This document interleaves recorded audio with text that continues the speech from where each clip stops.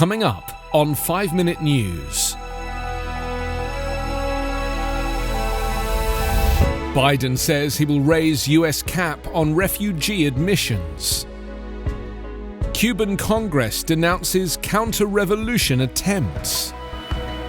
And India may build new coal plants due to low cost despite climate change. It's Monday, April 19. I'm Anthony Davis.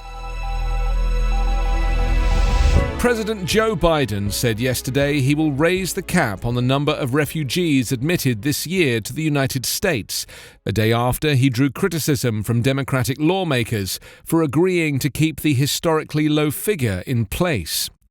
Biden signed an order on Friday extending a 15,000 refugee admissions cap issued by his predecessor, Donald Trump, through the end of September.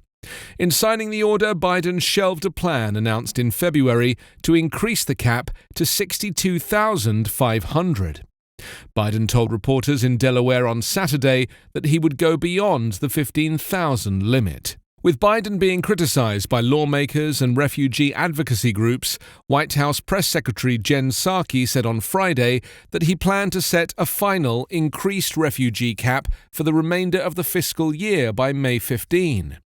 Biden's order to limit admissions to 15,000 was a blow to advocacy groups that wanted the Democratic president to move swiftly to reverse the refugee policies of the Republican Trump, who had set the figure in part as a way to limit immigration. The program for admitting refugees is distinct from the asylum system for migrants. Refugees must be vetted while still overseas and cleared for entry to the United States, unlike migrants who arrive at the US border and then request asylum. Biden's cautious approach appears to have been tied to concerns over the optics of admitting more refugees at a time of rising numbers of migrants arriving at the US-Mexico border, and to not wanting to look too open or soft. Biden took office aiming to set a new course for US immigration policy, including a more compassionate approach. But his initial decision to leave in place the caps went against his promises as a candidate.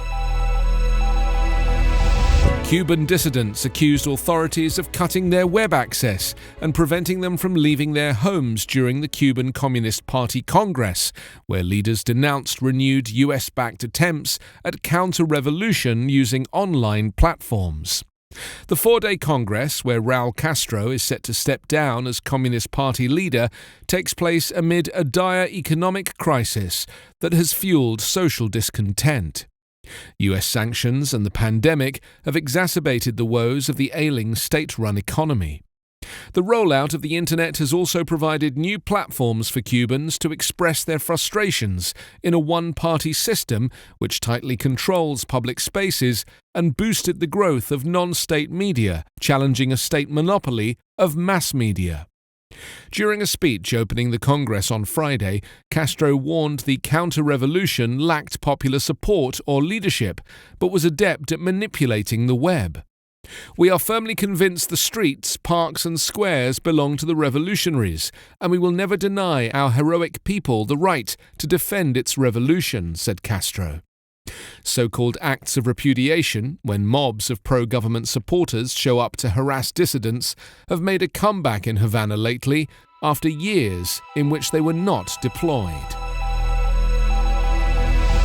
India may build new coal-fired power plants as they generate the cheapest power, according to a draft electricity policy document, despite growing calls from environmentalists to deter use of coal. Coal's contribution to electricity generation in India fell for the second straight year in 2020, marking a departure from decades of growth in coal-fired power. Still, the fuel accounts for nearly 3/4 of India's annual power output. Environmental activists have long rallied against India adding new coal-fired capacity. Solar and wind energy prices are falling to record lows, which would help the world's third-largest greenhouse gas emitter cut emissions.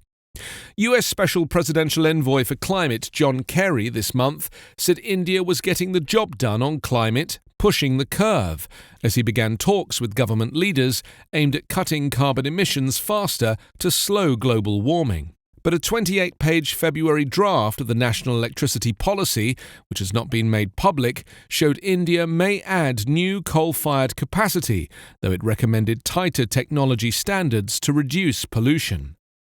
India's top electricity producer, NTPC, said in September it will not acquire land for new coal-fired projects. Private firms and many run by states across the country have not invested in new coal-fired plants for years, saying they were not economically viable. You can subscribe to 5 Minute News on YouTube with your preferred podcast app. Ask your smart speaker or enable 5 Minute News as your Amazon Alexa flash briefing skill. Subscribe, rate and review online at 5minute.news. 5 Minute News is an Evergreen Podcast covering politics, inequality, health and climate, delivering independent, unbiased and essential world news daily.